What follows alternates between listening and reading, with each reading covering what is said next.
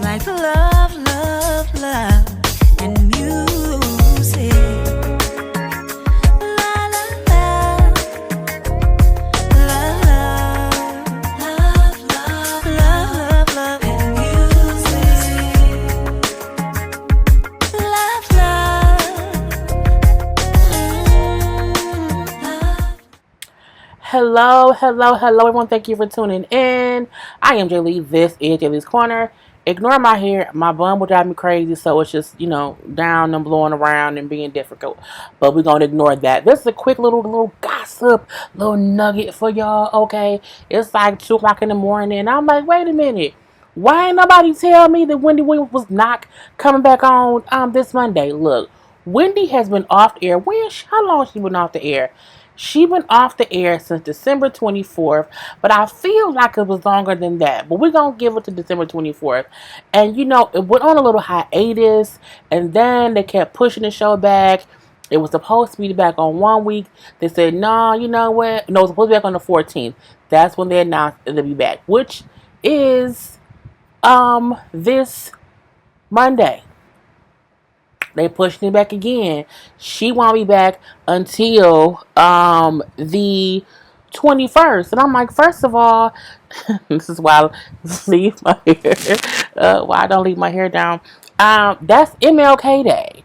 I'm like, you back on a holiday? Really, Wendy? Look, I don't know what's going on with my hair. It's just being difficult. Wendy, we need you to get it together. They keep saying that she just needs more time to heal. And I get that. I get that completely. You know what I feel like? I feel like, what if they come back on Monday? And they said that the show is coming on live this Monday. It will have a whole show next week. And it said it's going to be a panel of people having hot topics. Okay, we don't know who's going to be on the panel, but it's going to be a panel of people doing hot topics for a week. I'm wondering, is that panel going to talk about Wendy Williams and her issues and her being gone and her husband possibly maybe getting somebody pregnant and them supposed to get a divorce? Is she going to have the panel have that conversation so that when she comes back on the 21st, it can be like, well, my show already addressed it. I'm going to need to be sure that Wendy Williams know when she come back on whatever date. Okay, the 21st or 31st. I don't care what day she come back. I need her up front to speak about her truth. Okay? I'm like, it's like some fuckery and some trickery is going on. My nephew, messed up his collarbone. He had some ice when he was skiing. Skied and slid or whatever. Had a little fractured collarbone. It took him 6 weeks to heal. He's 12. Or was he 11 at that point in time? He may have been 11 at that point in time. But I still feel like he was able to do things within a couple weeks. I'm just surprised it's taking her this long. That's like a whole month. A whole month. And I'm like, I don't know, Wendy. I need you to explain it to me. I need to let me know what's going on. Because another week. And it's weird because they just pushed it to the 14th last week. So I'm like, y'all, if you said last week she need 1 more week, why does she not need 2 more weeks? I feel like someone should know where she is medically. Like her doctors, her husband, someone. Why push it back a whole nother week? So my question is she still on pain meds? Is she still on pain meds? I feel like she could be able to not be on pain meds enough to have the show. I'm just so confused. I'm so confused and I just don't understand it. My hair is gonna drive me crazy when I do this Black Ink Crew review because I'm not putting my hair up a ponytail then either. But yeah, so if y'all was waiting on Wendy, you gotta wait a little bit longer. So we don't know when we're gonna get the story about her and Kevin and what Kevin got going on and all that stuff and all that rigmarole or whatever. Girl, I ain't calling my hair out in like a couple days, y'all. So, please forgive me. Anyway, but yeah, I just don't want that panel to talk about it. I want her to have that conversation, and I just wonder if she not. So I wanted to talk about that a little bit. I'm also going to mention Sin Santana. Sin Santana is all up in arms. Well, not she ain't up in arms. People are up in arms because she was on Angela Yee's lip service back in 2016, and she said something to the effect of how African American men value or treat better Latin women, and that's why she prefer black men over Latin men. So people then pulled up this old interview or whatever that she did, and they're trying to say that she was, you know what I'm saying, basically putting Latin women over black women. I don't think that's what she meant.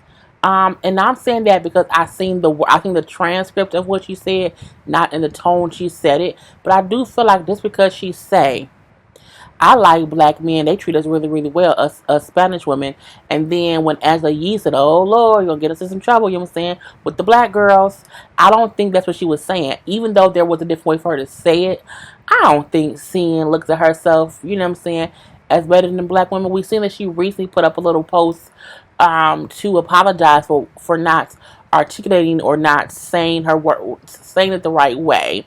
But she's like, I'm actually an Afro Latina, and you know, I've within the past 3 years have really matured and came to realize my own self worth and blah blah blah blah blah.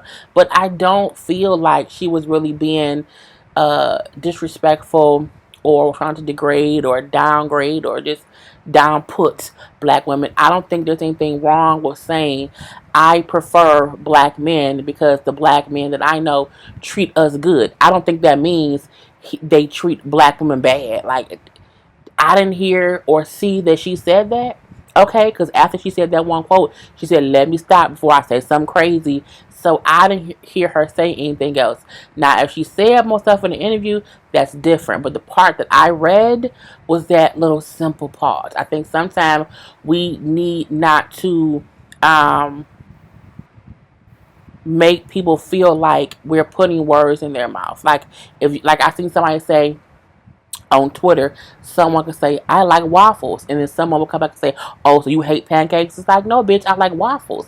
It has nothing to do with pancakes. It's the same thing. Me saying, you know, this particular black man treats us Spanish girls better does not mean I'm saying that they treat any other race or any other religion or any other whatever, okay? Any other nationality, anything else bad. It means they treat us good, okay? I like that. You know what I'm saying? I'm like, girl. So I saw that, and people was like, you know, all up and down the throat. Um, but I mean, it's a lot of reasons why different people date black men. That just happens to be one of them. I'm trying to be. I think that was. I want to be sure that's how she worded it, but I do think it is. We're gonna move on from that. Matthew knows. So Matt, I guess it's a little bit of a little gossip thing, but it's only because I want to make this be 10 minutes. So I'm not wasting time. I'm still bringing stuff up.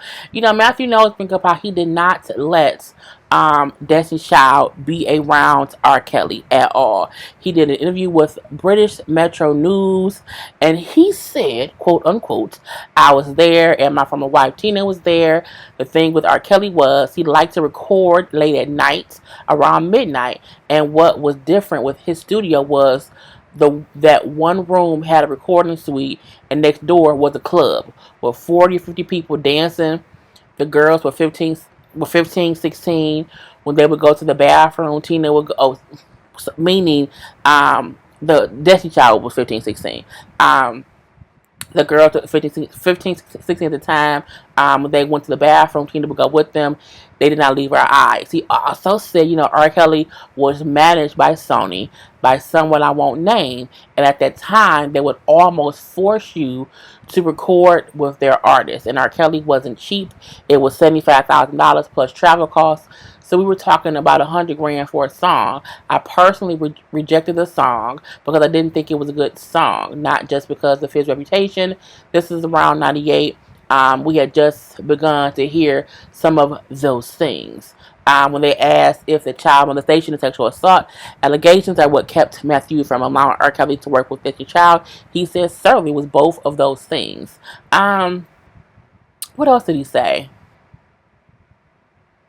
Oh, that's how he would, want to keep them away. He said record labels would ask R. Kelly to write songs for emerging artists as a way to help them break into the industry.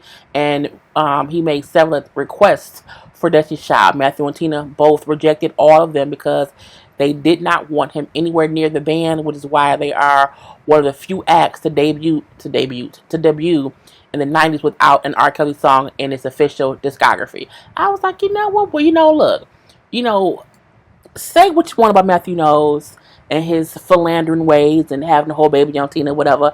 We're going to leave that be. He, for the most part, is responsible for the success of Destiny's Child. So was Tina, so was Beyonce, Michelle, Kelly, hell, even Latavia, Latavia, and LaToya. Latavia, Latavia. Yeah. And who was Latavia, Latavia? Who the fuck is Latavia? Girl, am I confused?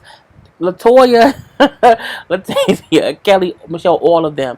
I can respect the fact that he's still like, he's saying how even back then, his studio wasn't kid friendly, okay? Or if it was, it was a partying type of thing. So to say, we had to go there and do whatever, and it was 50, 60 people there, whatever, club and partying it up, and we just made sure to stay with the girls. That's how you do in business. You're with them at every point. You're with them at the studio. You're just with them. So kudos to Matthew Knowles for, being a father at that point in time. But I'm trying to think, when did that tape come out? It must have been after. So at that point, that was probably just more about them knowing about him and Aaliyah, less about him and that tape. The tape didn't come out to 2000s. Wow. See, Matthew knew. Okay, I guess, say what you want about him as a husband. I'm going to say he was a good father to them girls because he didn't let them get sucked up into R. Kelly's mess. Okay. Anyway, I'm done, y'all. I want to add a little pause. Okay, so talk to y'all later. Peace. He's like love, love, love, and music.